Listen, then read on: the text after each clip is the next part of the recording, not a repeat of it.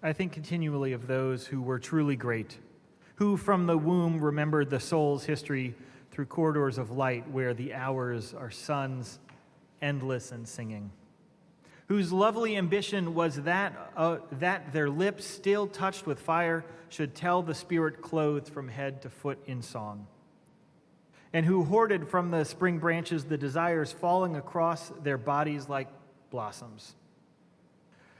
What is precious is never to forget the essential delight of the blood drawn from ageless springs, breaking through rocks in worlds before our earth. Never to deny its pleasure in the simple morning light, nor its grave evening demand for love. Never to allow gradually the traffic to smother with noise and fog the flowering of the spirit. Near the snow, near the sun, in the highest fields, see how these names are feted by the waving grass and by the streamers of white cloud and whispers of wind in the listening sky. The names of those who are in their lives fought for life, who wore at their hearts the fire center. Born of the sun, they traveled a short while towards the sun and left the vivid air signed with their honor.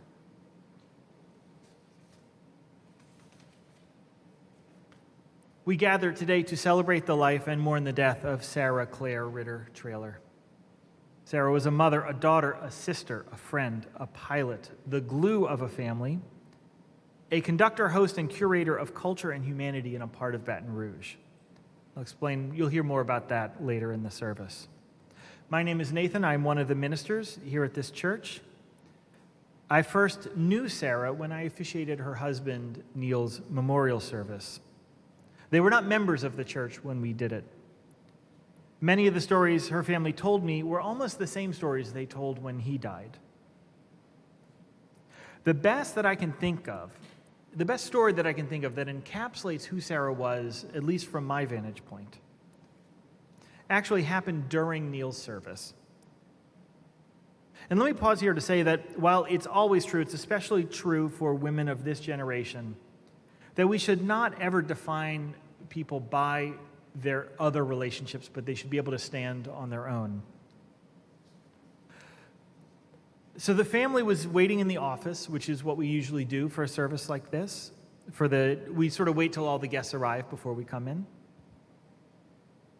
Once most were here, which was about 5 or 10 minutes after we were supposed to start, and I swear I wrote this before we were about 5 minutes after we were supposed to start,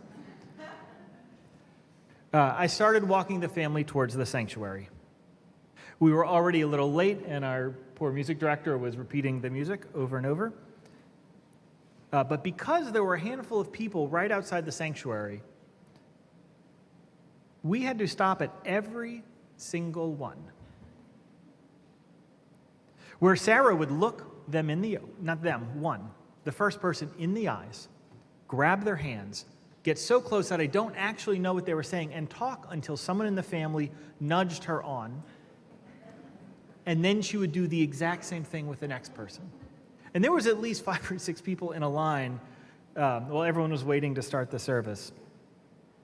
I share that to say that having known Sara for the last 8 years of her life, that interaction, this never-ending warm interest in other people and their well-being, from what I could see, that permeated who she was. Sara was not raised Unitarian Universalist. She was raised Catholic. And yet in all our interactions, I never heard much about her faith upbringing. Sara was so touched by this church after Neil's memorial service that she not only joined, but she got very active quickly. And because for the last 8 years of her life, this was her church home, welcome to her church, the Unitarian Church of Baton Rouge. This church has been on this land since the 1960s on what used to be their Katana labor camp, and before that, we believe it belonged to the Bayagula people. This is a church with no belief requirement. Instead, we expect that each member does what they can to share their knowledge, their own personal beliefs, and do what they need to do to make this world better for them existing. I couldn't think of a better description of Sara in that. Also, as much as I hate that these are the times we are living in, I cannot change the fact that these are the times we are living in. So first of all, thank you all for being accommodating with the masks. I've done a number of memorial services where people got sick at them, and I don't want that to be part of Sarah's legacy. So thank you for that. Also, we're going to keep the back doors open for airflow, and anyone who is uncomfortable being in a space with this many people, you can hear just fine outside. After, we will have a brief reception here that we'll ask you to enjoy outside, followed by a, do you want to call it a repast or a reception? A party. At their house. You can find, for those of you who are online, you have to message someone in the family, but for those in person, you can find their address at the back table. You are all invited to that. Also, due to a series of not very interesting missteps, the guest book has now arrived and it's in the back, so please sign that before you leave. Because not all of you are Unitarian Universalists, let me orient you to what you may experience today. First of all, you will hear stories that may make you laugh, and that is okay. Laughter is a part of grieving. Every person who dies deserves to be celebrated, and celebrating Sarah's life would be incomplete without the joy and the laughter that's a part of it. Second, you will hear things about how Sara is not perfect. That is important. She was a human being. She deserves to be remembered as fully human, just as all of us deserve to be remembered as fully human. That means we deserve to be remembered by more than just our faults and more than just the flatness of our goodness. I will tell you it was a little challenging, though, because I couldn't find, normally it's easy, like there's something pretty just kind of abrasive about everyone. I couldn't find it about Sara. I know it's there, and I will welcome you to find it, but I don't have it in here. So thank you for contradicting me, Sara, wherever you are. Third, her story will not be retold from the pulpit. We will do our best to craft a service that truly reflects who she was, but it will happen in you, not from up here. As you hear stories and music and poetry that remind you of her, you will relive her in your actual body. What I mean by that is your body will react just like it did when she was in front of you and when you think about her, or hear stories and hear music that remind you of her. So the memorial happens out here among all of you, not up here. Also, we crammed in as much Bach as we could. So for those of you who don't know, there was a great rivalry among Neil and Sara between Bach and Beethoven. And today Bach wins. So we dug through the hymnal, we found some Bach hymns, we found Bach music. It's going to be quite a few places, so just keep an eye out for it. Also, we in this church cannot make any promises about where Sara's soul is right now. I want to tell you that she's in a better place. I want to tell you that she's reunited with her husband and some of her family and friends, but I just can't know it. What I can tell you is that she is not in pain. I can tell you that she was born out of a mystery and she's returned to a mystery. I can tell you that she's become an ancestor. I can tell you that the elements of her body, elements that have made up stars and planets for eons, they are moving on to create other beautiful and amazing things. And while none of this will bring her back, we will let her spirit live on in our memories and how we live our lives. I invite you to rise and body your spirit. We're going to have the lyrics for this first hymn right on the wall. And as you're getting ready, they didn't like hymns, so these are the least hymny hymns we could find.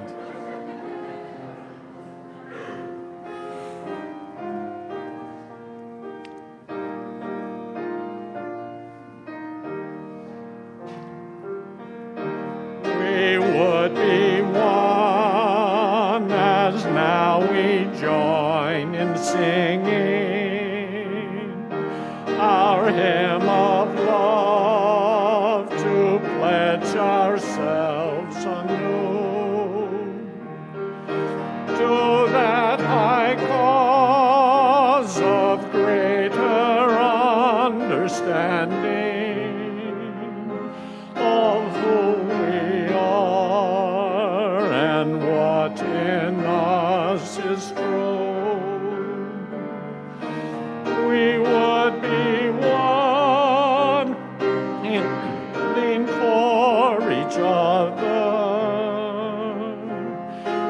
show to all a new community. We would be one in building for tomorrow, a nobler world than we have known today. We would be one in searching for that meaning which binds our hearts and points us on our way. As one we pledge ourselves to greater service, with love and justice strive to make us free.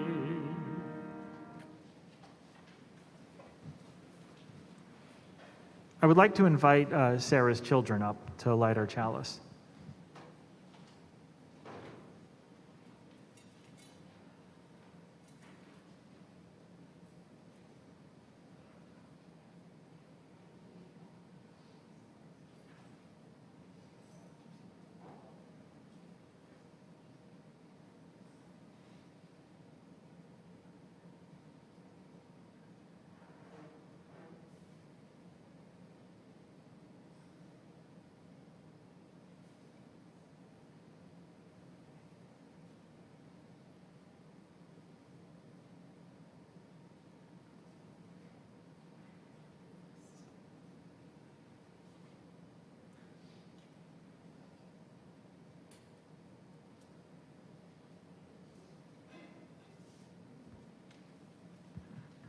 And we say together the words, "With hope to make this a better world, we light this flame. Its light is a symbol of the power of love."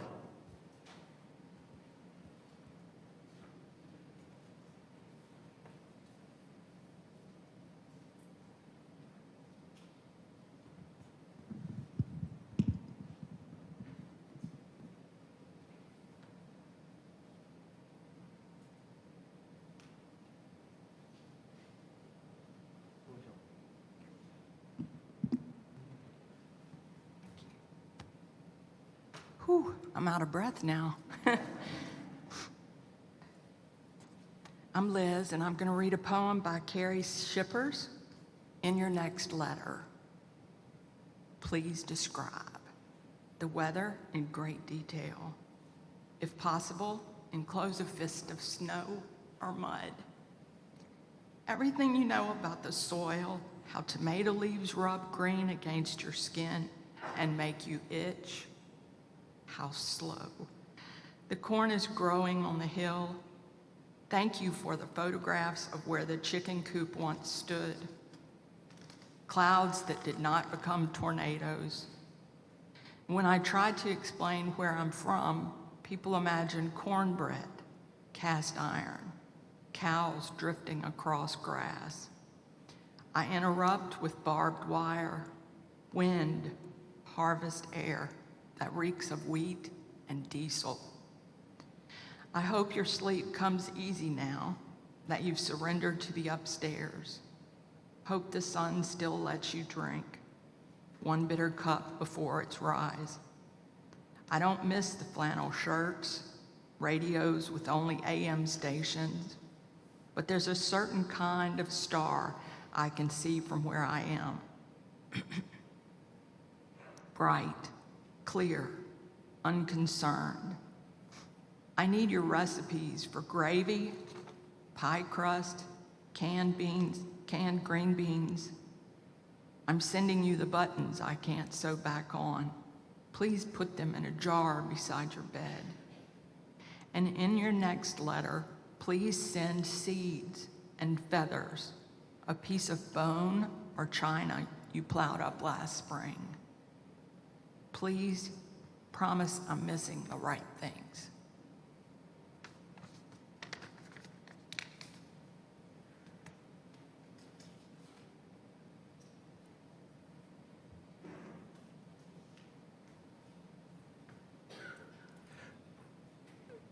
probably the most common way to do eulogies is to hear one person retell the chronological life story of someone. We're not going to do that today. And we're going to invite up 5 people to tell stories, snapshots of who Sara was. And so we're going to do it in chunks of 3. So we're going to have Lee, one of her daughters, and then Steve Croxton come up. But first, Trez has an introduction for us.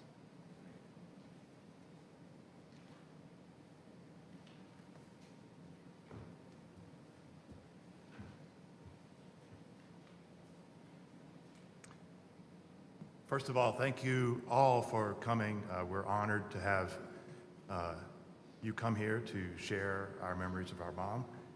I'm Trez, her oldest son of 4. So when I opened the program, I was surprised to see my name prominently listed as one of the deliverers of the eulogies, where I was originally understood that I was going to be doing an introduction.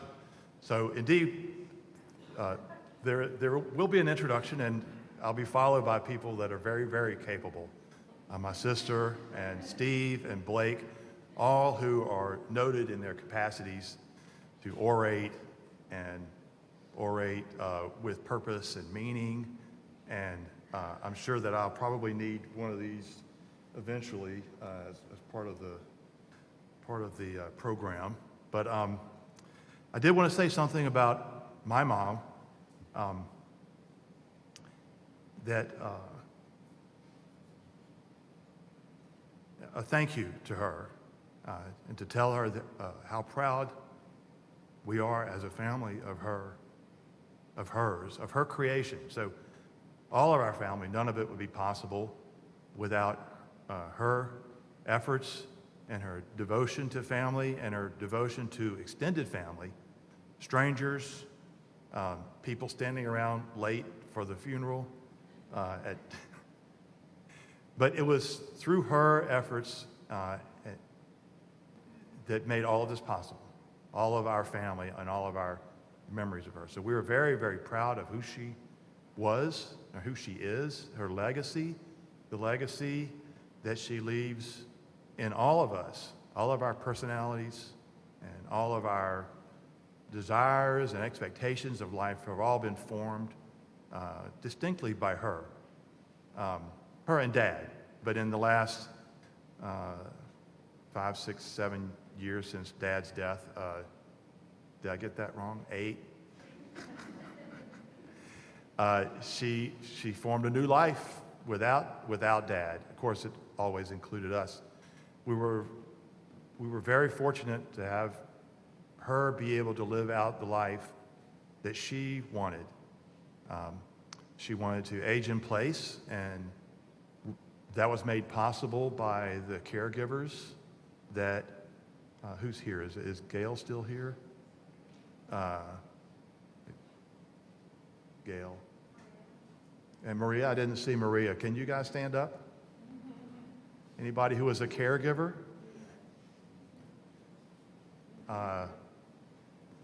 You guys have made everything in Mom's life possible for the last 3 or 4 or 5 years that you've known her, and you made her end-of-life years possible.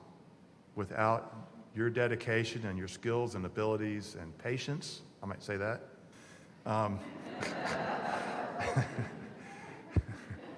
you guys were there when we couldn't be there, and we thank you for that. We thank you for that. Anyway, so I've got to keep ad-libbing here with something. I now forgot everything. But her memory will live on with all of us. Oh, I meant to say that we were all fortunate enough to have been present with her in her last moments. And it was a tender and quiet time for us. It was very unlikely that that would ever happen for someone to die and have all of her children with her. And it was a wonderful experience. We had no professional care with us. We handled it all on our own. She was, I'm going to say Blake and Lee, who would have thought of this, had the idea that we would dress her up in her finest clothes before any of the professionals came to start the funeral industrial complex process. So we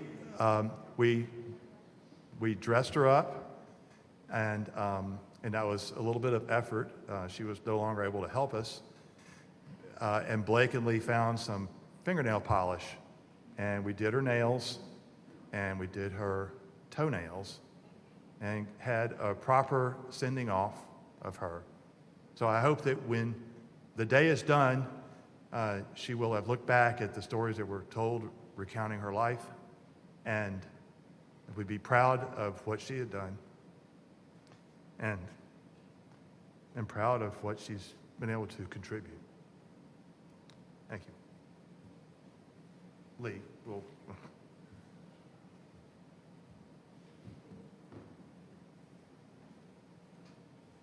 Trez, that was a eulogy.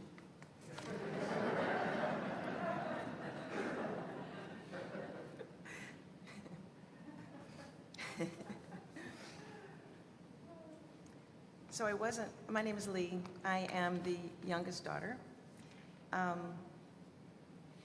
wasn't planning to speak until about, I guess, the day that we met with Nathan, just the night before I woke up in the middle of the night and started having all these little this, that.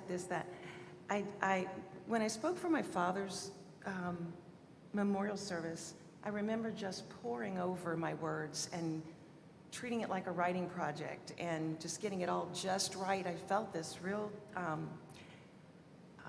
for me, there was the expectation that I get it all just right, that I needed to, from here to here, it just had to get the whole picture.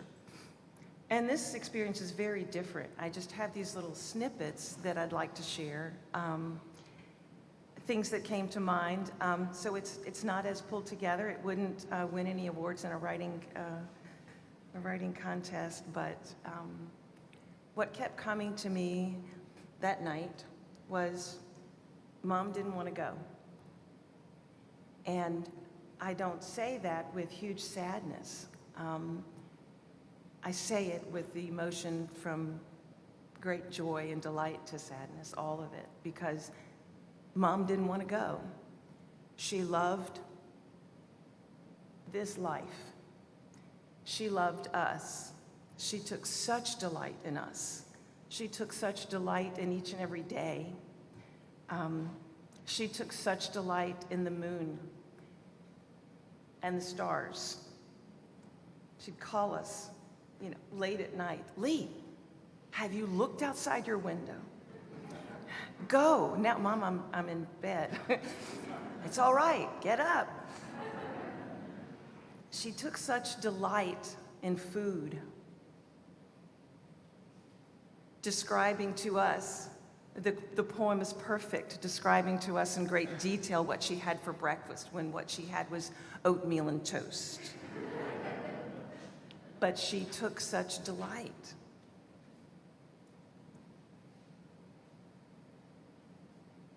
Her phone is full of all the pieces that you can fit in a phone contact of our contact information, but also the notes section is rather long. Her phone is like the Wikipedia of Sarah's experiences. She has your phone number, she has your partner, your children, she has anything that might be something she learned from you that she wants to remember the next time you get together and visit. So to open her phone, which we now have all this access to, right? Because we needed a lot of numbers, and it's amazing to look through and see. She took such delight in so much about each and every one of us.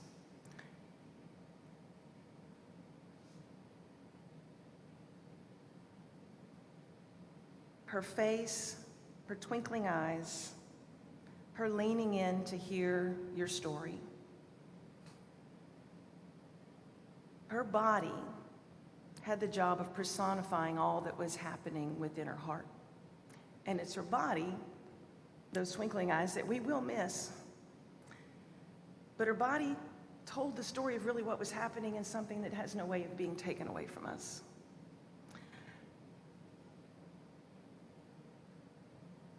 And will be with us for all of our days. So I have a metaphor, which those of you who have made a table with Mom before will totally get. And those of you who have not made a table with Mom before, we're going to tell you.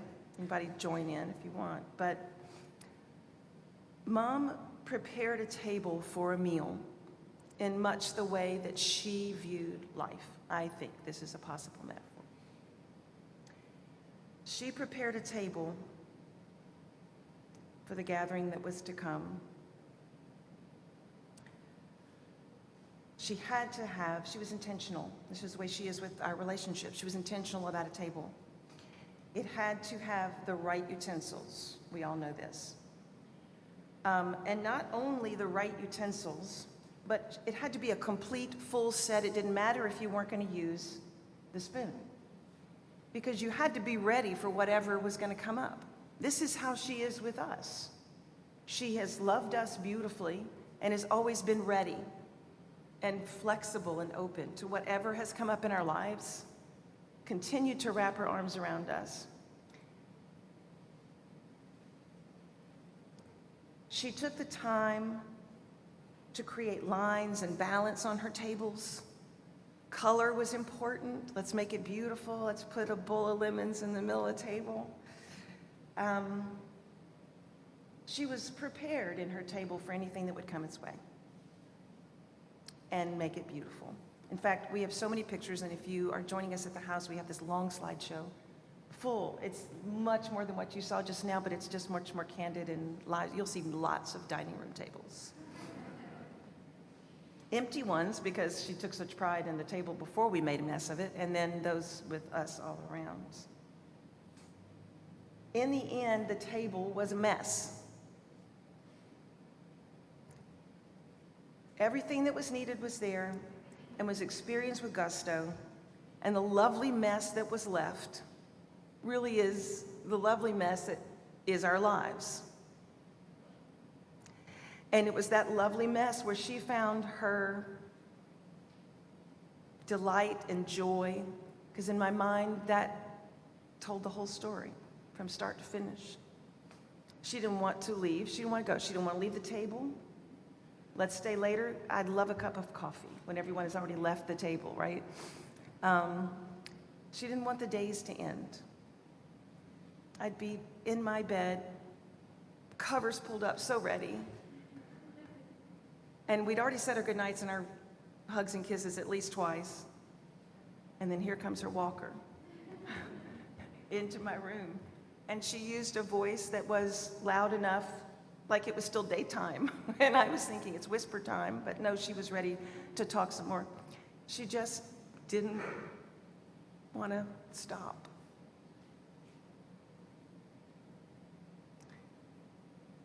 So I invite us, when we set a table, to have a moment of, I know that I feel a challenge. I feel Mom in the way that she gathered us all. She really was our glue. We have a challenge before us to glue. It's up to us now, all of us.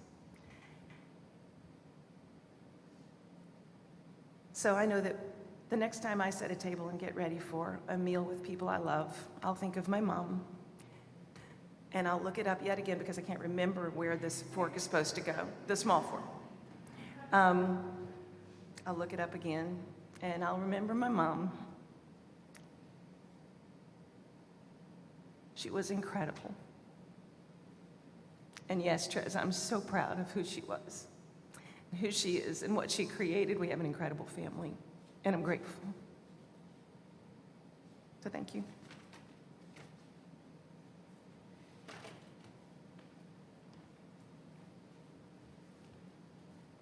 And I'd like to invite Steve to come up.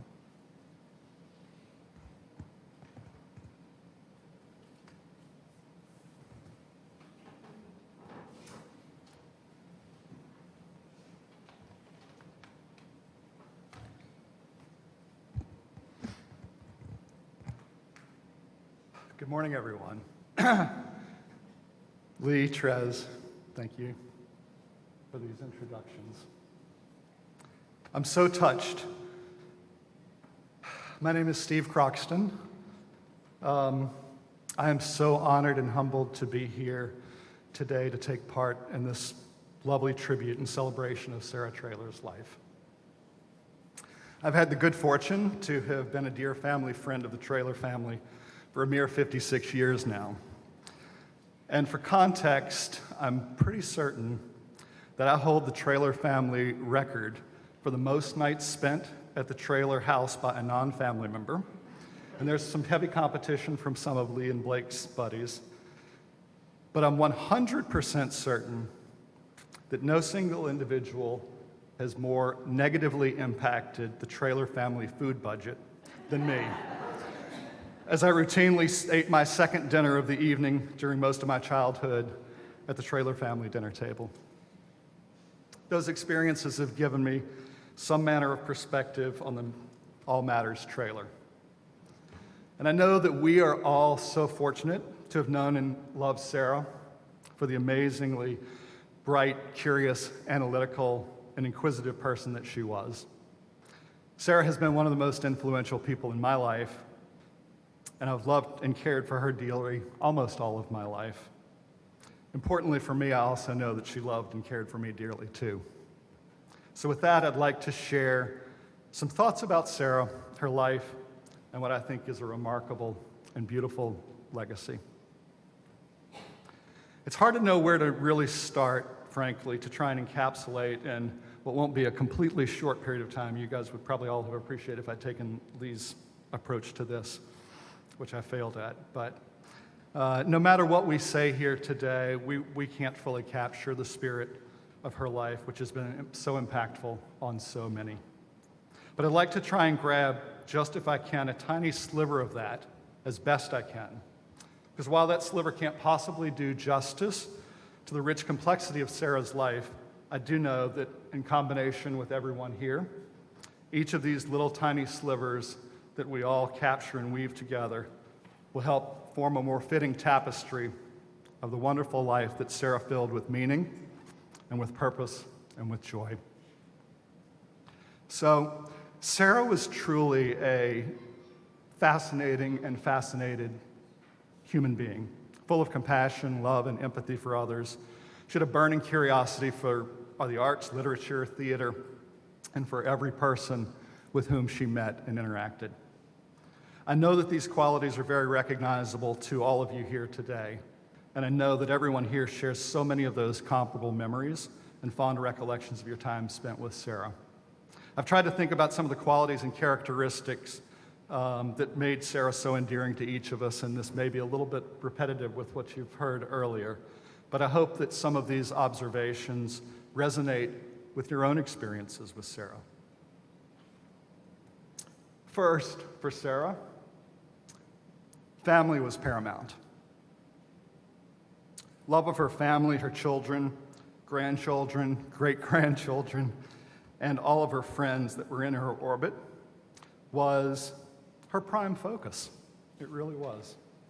Married to Neil for 58 years, who we sadly lost about 8 years ago, Trez.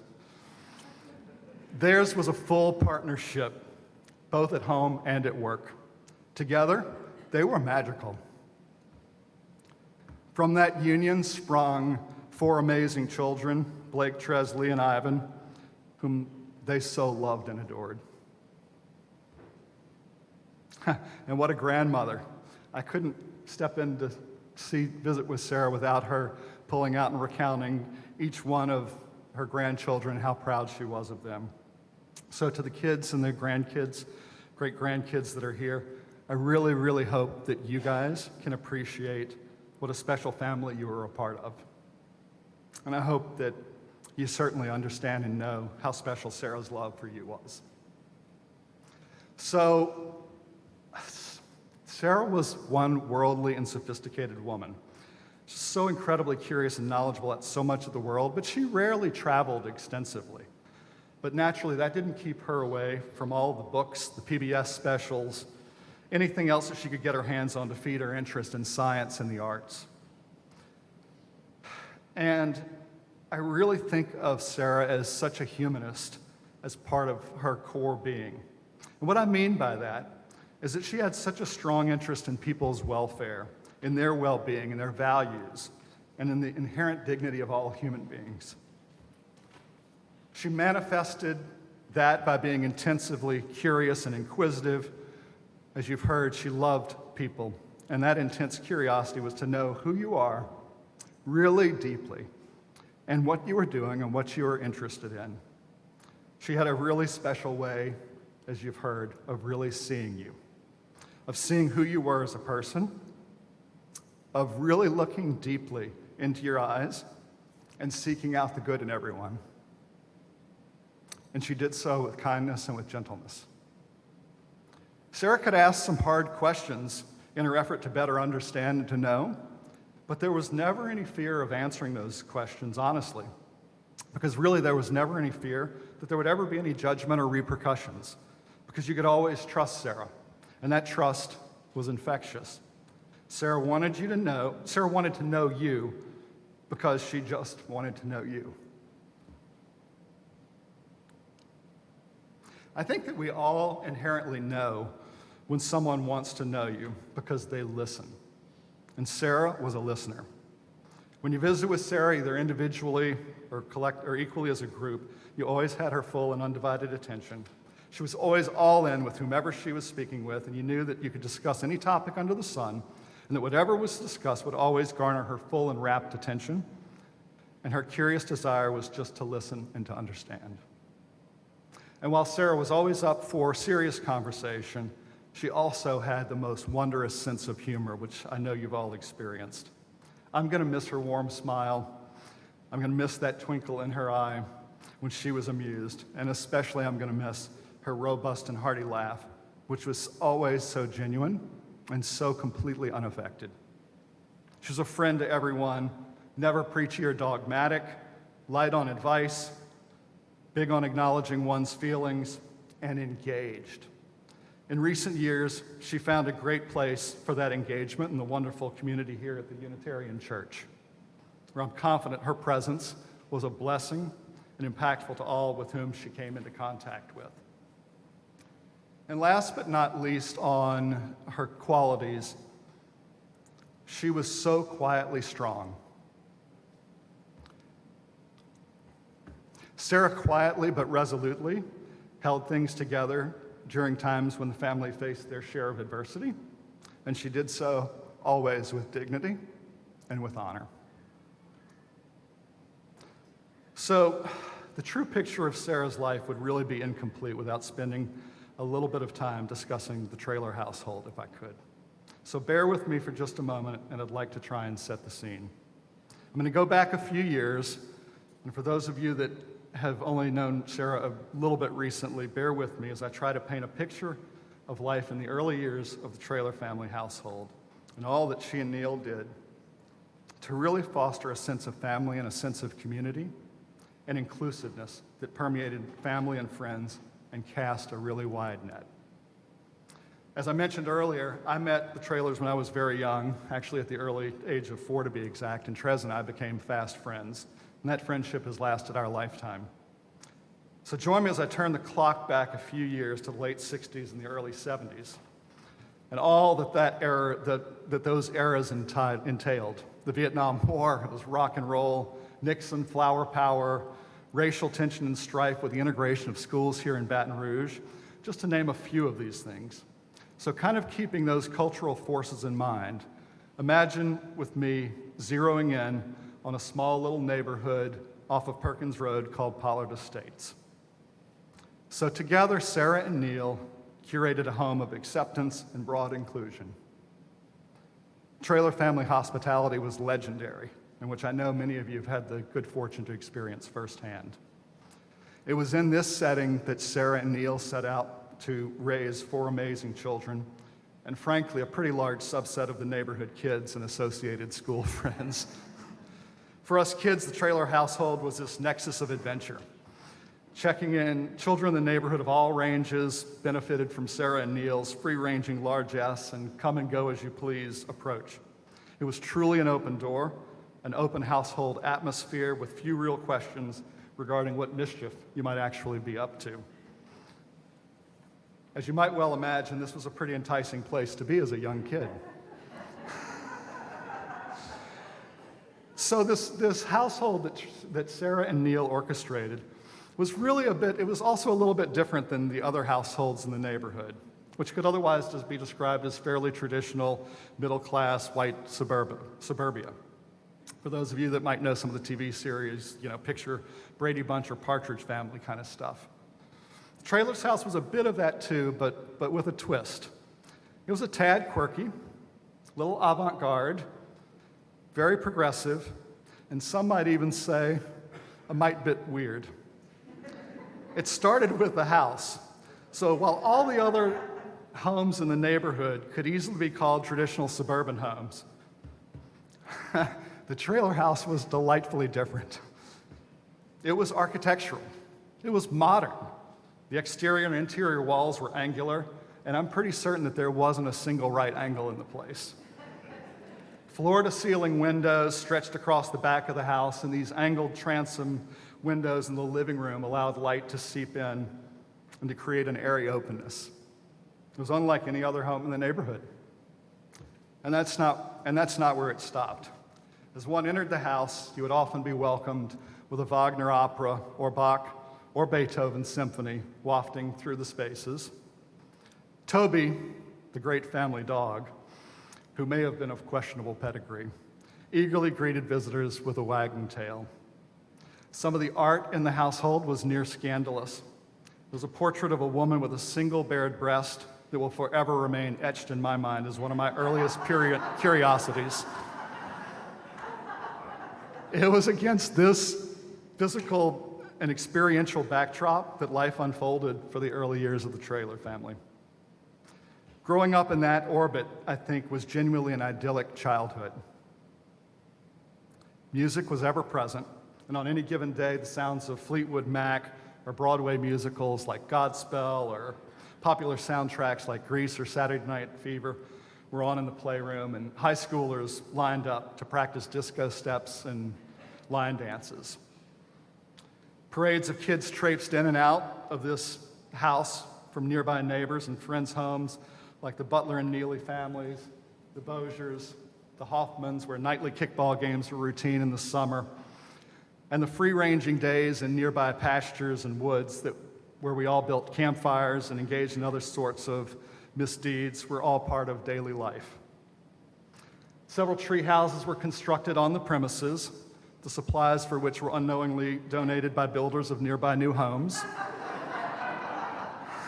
And the parties at the Traylor household were legendary. Fortunately for all of us when we were teenagers, both Sara and Neil maintained a fairly loose interpretation of how liquor laws applied to minors. As was mentioned, Sara was an excellent cook, and the nightly family dinners yielded this wide range of discussion topics on the arts, humanities, sciences, and the great books of Western civilization. It was a grand and glorious household, and Sara and Neil made it a wondrous place to grow up. These idyllic days were punctuated occasionally by road trips to go canoeing around the region, or by the chance to see firsthand the wonders of the Pharaohs. When King Tut came to New Orleans, Sara loaded up the family van with at least 8 or 10 of us, took us down to New Orleans, where we camped overnight in the van, crunched together, just so that we could all experience firsthand the wonders of ancient Egypt. One of the only times that I recall of Sara being truly upset, because she was usually a pretty calm cookie, was on one of these family adventure vacations where I was invited to join the family and go to Waveland, Mississippi. Trez and I managed to successfully catch enough crabs to feed the family that day. And as Trez and I began filling boiling pots of water full of crabs, when the pot became full, we still had a reasonable number of crabs to go. Being the 10-year-old boys that we were at the time, we didn't really have the patience to wait for a second batch of crabs to cook, so we just figured we'd just get them all in that pot at once. And you can imagine Sarah's absolute sheer horror to step into the kitchen and see crabs trying to leap out, half being boiled alive. And she was none too pleased with our judgment and our inadvertent animal cruelty. More recently, one of my fondest memories of Sarah was when, along with Blake, she presided over Aunt Victoria and Robert's wedding. It was a beautiful affair. In that ceremony, Sarah lovingly distilled years of wisdom and practical advice to the newlyweds. And as she does, as the family matriarch, she did so in simple, poetic, and really poignant terms. That was Sara. Wonderful, loving, engaged. So for each of her 12 grandchildren, 7 grandchildren, those of you who are here with us today, please know that you have been so fortunate to have an amazing grandmother who adores you unconditionally and was so proud of each of you and your individuality and your own life trajectories. Blake, Lee, Trez, and Ivan. You guys are my family. My brothers and sisters. Your loss is all of our loss, and we're here to support you, to be here with you, and to share in the heartbreak of the loss of your mom, but also really clearly here to celebrate her life and her love of life, and especially her love and adoration for each of you. She loved and cared for each of you so dearly, and I know that her loss will leave a void that will simply take a long time to heal. I hope that each of you can take solace in the fact that each of us here can see so much of your mom alive and well in each of you. Subtle, maybe sometimes not so subtle ways. So I know that Sarah's legacy of loving, of caring, of compassion, of intense curiosity lives boldly on, shining brightly and gloriously in each of you.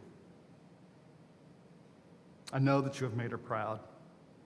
And I know that as she soars free of these earthly bonds, she's truly radiant in the triumph of her life's work, being a vital mom, a wife, and a beautifully curious and lovingly engaged human being in all aspects of life. So I know that I'm going to miss Sara dearly, as I know that each of you will in your own way. I'm so grateful for the times that we all have had with Sara. I'm grateful for her warmth, for her nurturing presence. I'm grateful for the good fortune that each of us has had to have benefited from a remarkable, gifted, and caring life force in this grand adventure of life. So finally, no tribute to Sara would be complete without some literary tie. So allow me to close with a poem that conveys both my heartache at her passing, but much more importantly, my immense gratitude for the many years that Sara's presence graced, uplifted, and enriched each of our lives. So Ralph Waldo Emerson says, "What is success? To laugh often and much, to win the respect of intelligent people and the affection of children, to earn the appreciation of honest critics, and to endure the betrayal of false friends, to appreciate beauty, to find the best in others, to leave the world a bit better, whether by a healthy child, a garden, or a patch of redeemed social condition. To know even one life has breathed easier because you have lived."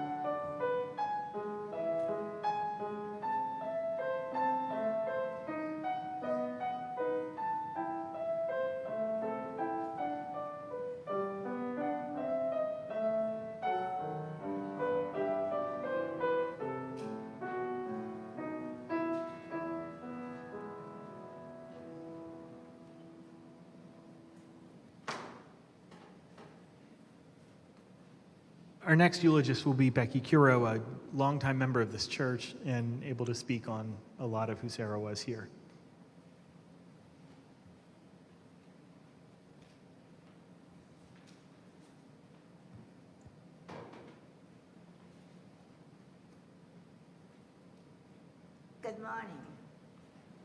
I'm honored to speak about our beloved church member and my dear friend, Sara Claire Traylor.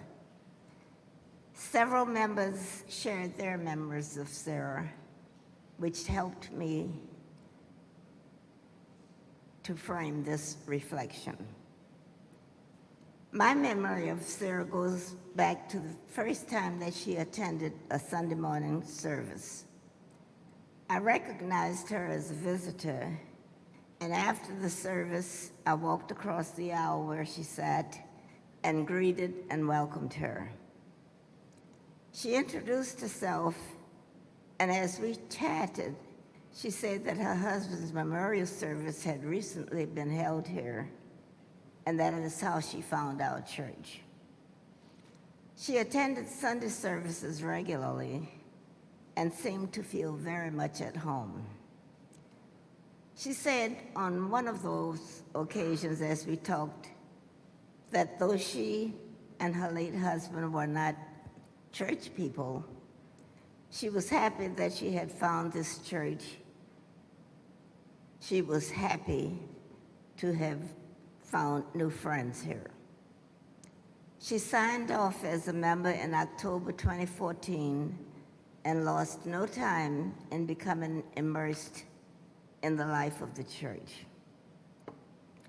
After taking the class where new members learn about Unitarian Universalism and our church, Sara became a member of Branches, the small group ministry program to which most of our members belong. She merged easily into the group in which I was a longtime member and heartily contributed to discussions on the evening's topic, and on many occasions also probed deeply for more understanding about what it was we were discussing, always with humor and wit. She offered her home for our monthly meetings, and on those occasions provided gracious and generous hospitality with Max, her beloved canine companion, always nearby. Max was almost like a member of our group. Irene Cato spoke of the joyful spirit Sara conveyed as they sometimes traveled together to meeting places in Sara's car or her own. Jackie DeVore spoke of her generous spirit and remembered her calling to check when she and her husband missed a meeting. Misha Thompson, a leader of the Branches group, spoke of Sara's grace and good nature and admired her determination to continue participating when the pandemic made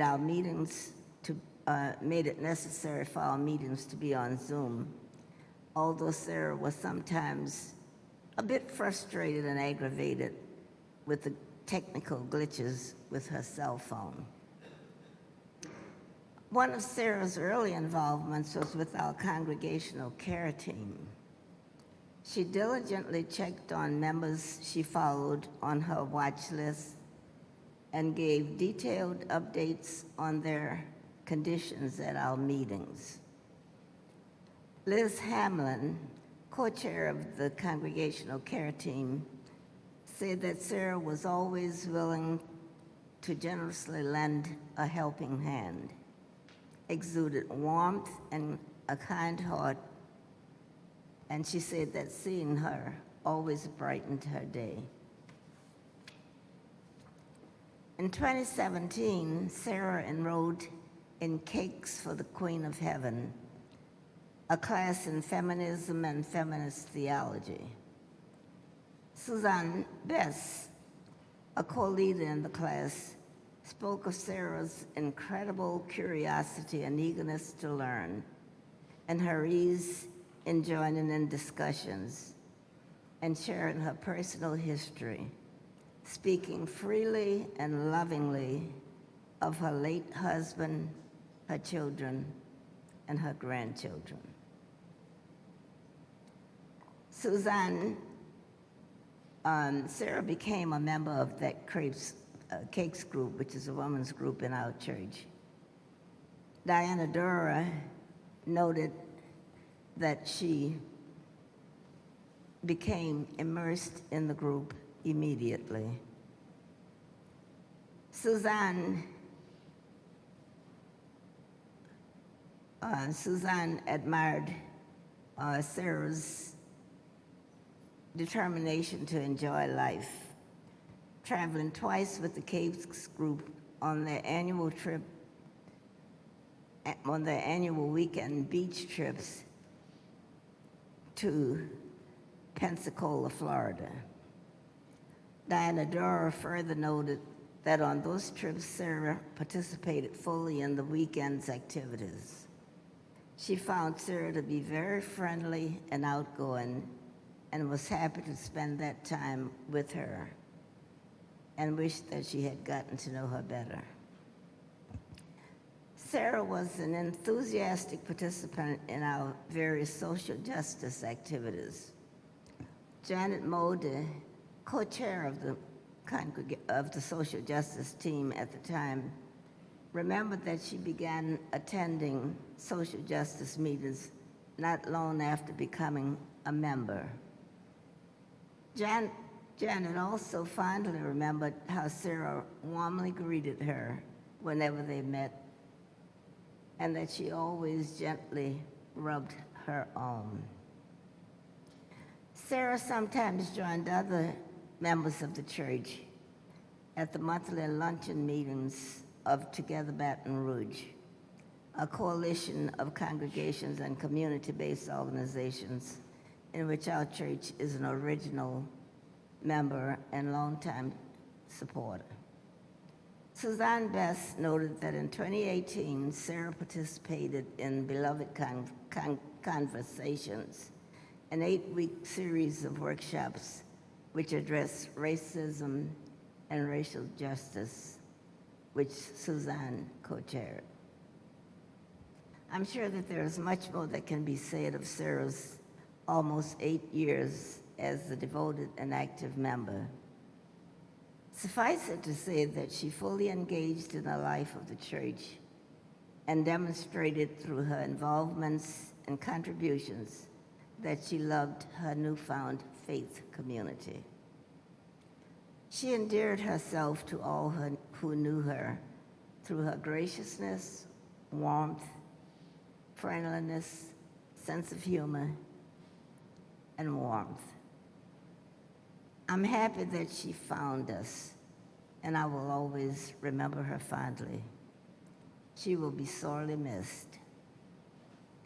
And to her children and grandchildren, as you can see, your mother and grandmother fully embraced her church and in turn was embraced by it. Thank you for sharing her with us. We will hold you in our thoughts and hearts. Thank you.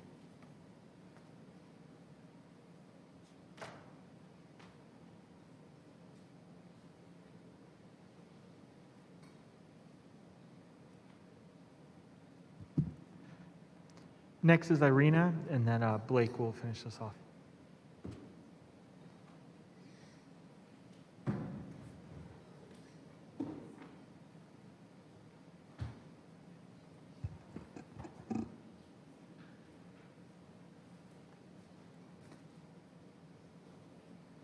Sara, first thing which I see when I say it is a twinkle in her eye. I would like to share with you some of my memories of our friendship with Sara. I first met Sara about 20 years ago when I was helping her around her house. Then she became a friend, a mother and grandma, and an angel in our family. Our family is me, my husband, and our son. Sara was curious about everything, and it was contagious. Drinking her favorite community coffee, we spoke about politics, religion, space, my country, my family. We discussed books and went to concerts. Sara was always on a mission. She was protecting wolves, birds, parks, and our environment. I remember one story which I would like to share with you. I think it was very Sarah's behavior. It was natural for Sara to help as much as she could and beyond. One morning, I shared with her that my washing machine and my dryer was broken, and I was looking for used one in a good condition. She immediately stopped what she was doing, and we started searching advertisements in Advocate. When I found a good offer, I was too shy to call. My bad English was even worse back then. And Sara took the matter in her hands. Washer and dryer were in Port Island. She was going to get them for me, but she needed time to finish her morning routine, then switch cars with Neil at the office, pick up my husband from LSU, and then go to Port Island. But seller's rule was first come, first serve. I felt like we are not going to have a chance. My dear Sara did everything except offering her house as a deposit to a potential seller of washer and dryer. She offered to give her credit card number, her account number, her social security number. I was just listening in disbelief. Sara was very persistent. Finally, she hung up and began realizing her plan. I didn't know what time they left for Port Island, but I was expecting them around 4 p.m. 4 p.m. passed, then 5, then 5:30, then 6:30. I was worrying. My heroes came at 7 with washer and dryer, and they were alive. Sara Traylor introduced me to gin and tonic, LSU jazz, and her books club books. She took our son to trips and attended his high school graduation. Quite regular weekend breakfast and LSU football games watches became traditions in our both families. But it was not always a fun time. In August 2016, our house was flooded.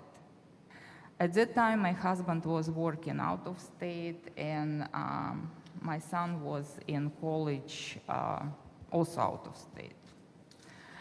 So Sara offered, basically next day, Sara called me after that flood in Baton Rouge and asked if I have a place to stay.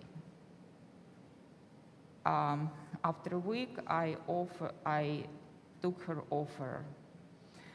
And she took me and my 2 cats, and I lived in her apartment for as long, and she said I can live in her apartment as long as I needed. I ended up living with Sara for 9 months. These were one of the most difficult months in my life, and I'm really grateful that I was not alone. I was with Sara. When we were going to move to California, it was 4 years ago, Sara offered to help. She offered to drive U-Haul. at least to drive my car, and she will fly back. Our last night in Baton Rouge we spent at Sara's place.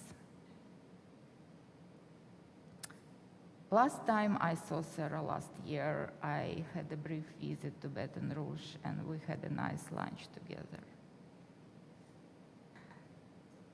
My heart overwhelmed with love and gratitude and respect to Sara forever.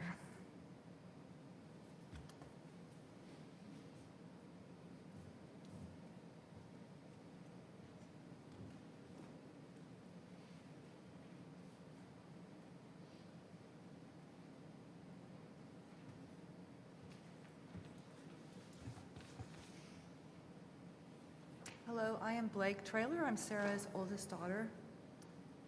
I did write something. My mother, Sara, grew up during the Depression in Monroe, Louisiana. The oldest daughter of Francis Lee Forrester Ritter and Alan Joseph Ritter, the second of 5 children. While her family had housing, food on the table, transportation, and a family business, they were only one generation away from the poverty of their ancestors in Memphis, Tennessee, and Port Allen, Louisiana. Growing up during a world war, she knew things subsequent generations might never know in the same way.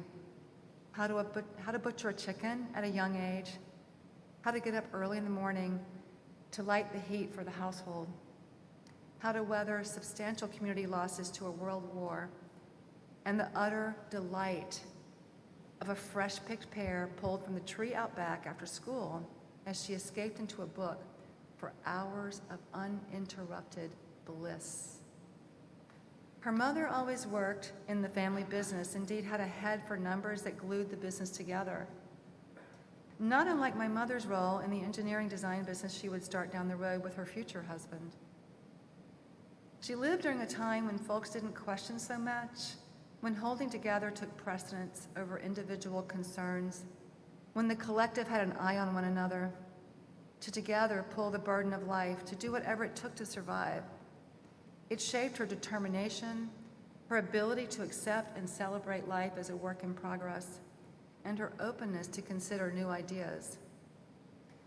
We've lost something important with the passing of the World War II generation, our parents, grandparents, friends, most of whom are no longer with us. Yes, I would agree with my sister. So many of us have received those late night texts, and so I wanted to read to you one of them that she sent to me. It's a little rambling, it was conversational. She was reading it in voice to text. It reflects her intense love affair with the moon in the night sky. Sitting here in the dark, watching the moon, obstructed by Harding's live oak tree, which is seemingly in my backyard, rise higher and higher until it is finally caught only by the fringe of that magnificent tree. It will finally escape the tree's limbs that are imprisoning it in its path across the vast stretch of the sky. It is a dark and windy night, with scattered wisps of white clouds also vying for position in front of the almost full springtime moon shining so vehemently, as if it would spill its immense covenant of light, all in a very brief and short moment of time, onto whatever it can lay claim to. It spreads an enormous fullness of light on my patio while utterly possessed by the idea that this brilliant light being dispensed is of its own design, totally oblivious of the truth of its actually being reflective light from our solar system's great giver of light in this tiny portion of the universe, the sun. As though it thinks it to be daytime, thereby leaving an ever-diminishing patch of brightness on my breakfast room table, on the low coffee table strewn with all the evidence on paper of the many hundreds of notes and lists I write continuously to my ever-forgetful mind. These middle-of-the-night missives were followed by reports of her hearing aid struggles, her You're a Muslim neighbor class, and bedside visits with a beloved member of her church. I loved these highly specific musings because details, the art of observation and reporting, were of immense importance to her. To know my mother was to know of her deep affection for the night sky, for the celestial mysteries that endlessly beguiled her. Indeed, for all of the natural world. She was enthusiastic, even ecstatic about the blessings bestowed upon her by nature. My mom flew a Cessna in her 30s, knew impeccable grammar, and wasn't afraid to correct yours, and hummed Bach's Sleepers Awake through our entire childhood. She had an insatiable need to know where you were from, whether it was Dubach, Dubai, or down the street. She wanted to know who your people were and your life story. She traveled with her own bag of community coffee in the 60s and 70s and could take a carload of kids camping with less than 24 hours notice. She possessed an intense fear of missing out. She worried deeply about the disappearance of species, the small family farm, manners, and the serial comma.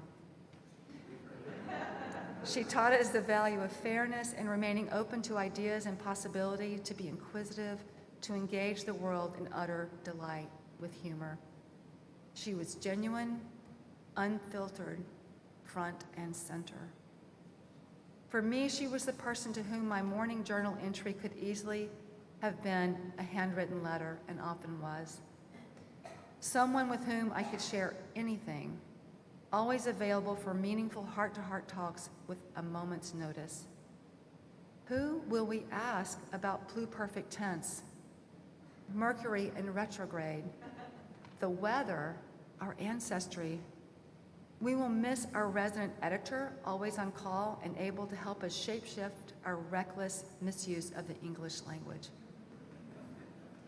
In the end, Mom was caught somewhere between her dogged will to live and a body that simply needed to rest. It was an insane act of courage for her to leave us. She always wanted to be a bird. Indeed, her grandchildren named her Birdie, and our hope for her now is that she gets that chance. I want to thank the Unitarian Church. You have provided a robust and engaging community for our mom after our father passed away in 2014. And thank you for your presence here today to share all of our stories with us about our mother and our friend. I have so much more to say, but I had to write it down so I wouldn't keep going. So thank you very much. And please sign the guest book. Sorry it was late. Could I invite you into a moment of prayer and reflection? The God that we know and we see love and kindness and family and hospitality, that great mystery believed in, named and unnamed. Be with us on this day, and please hold Sara Traylor, her soul wherever it is, whether it is dispersed among us in heaven, converted into something else. And hold all broken hearts here today, all those who want to heal, all those who are grateful for her gifts.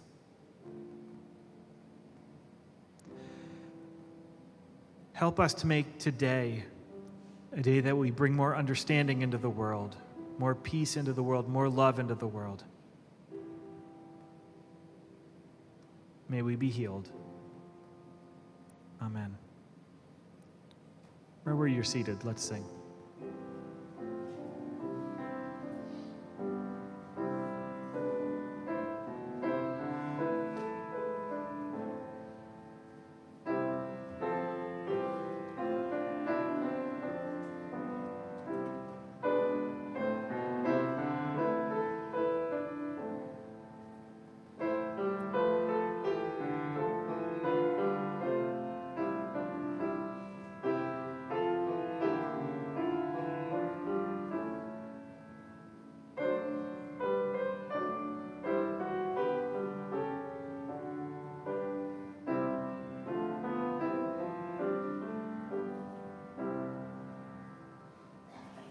What language shall I borrow to thank thee, dearest friend, for this thy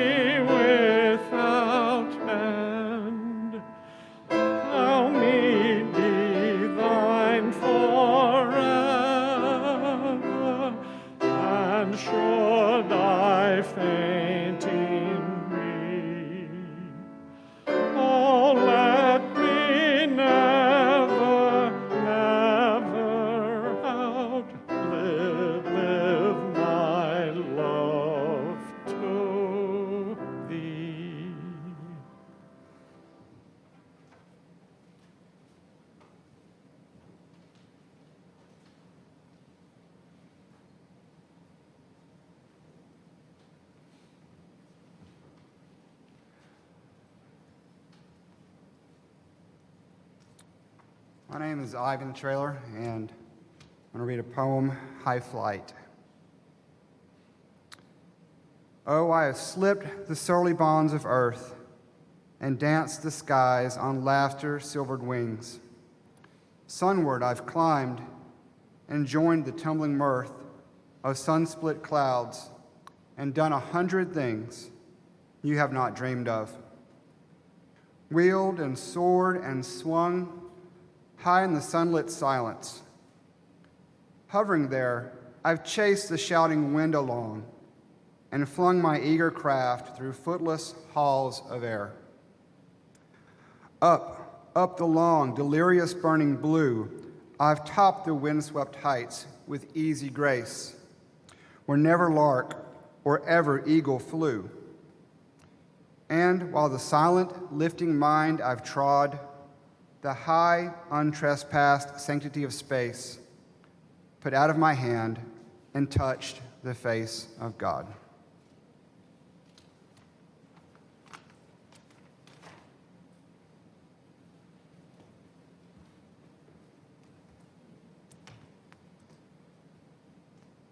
For this litany of remembrance, would you respond with, "We will remember her"?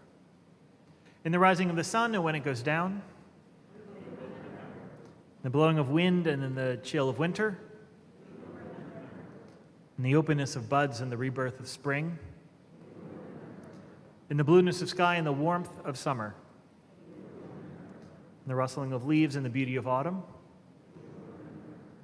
when we prepare a table and invite anybody into our house,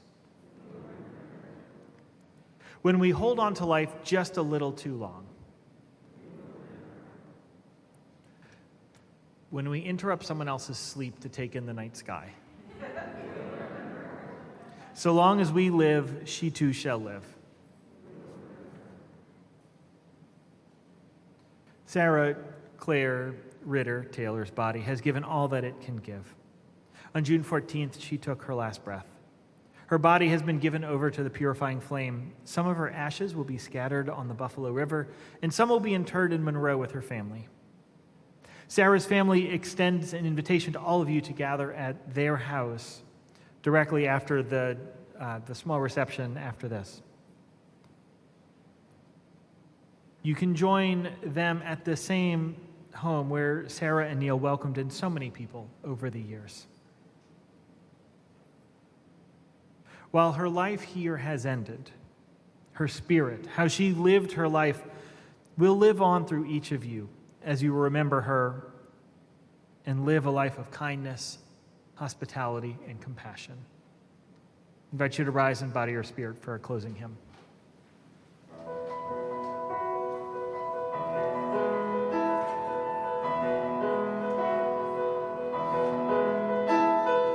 Though below me I feel no motion, standing on these mountains and plains, far away from the rolling ocean, still my dry land heart can say, I've been sailing all my life now, never harbor or port have I known. The wide universe is the ocean I travel, and the earth is my blue boat home.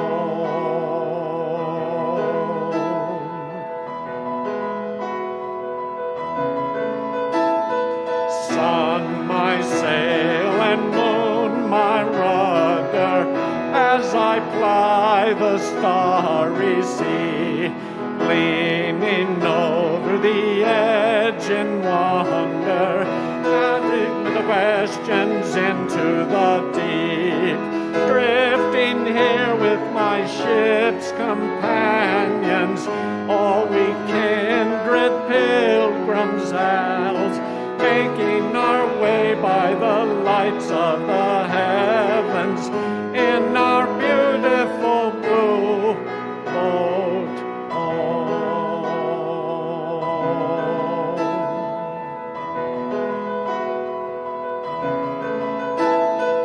I give thanks to the waves upholding me, hail the great winds urging me on.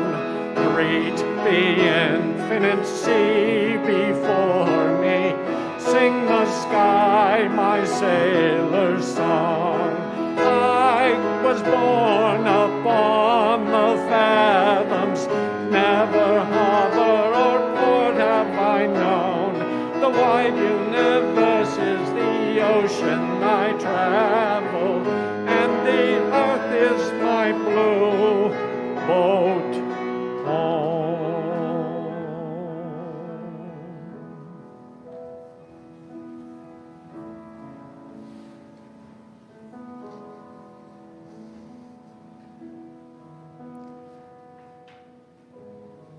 From this day forward, please go live a life that brings at least half as much joy into the world as you heard today. Go in peace. Go in love. Amen.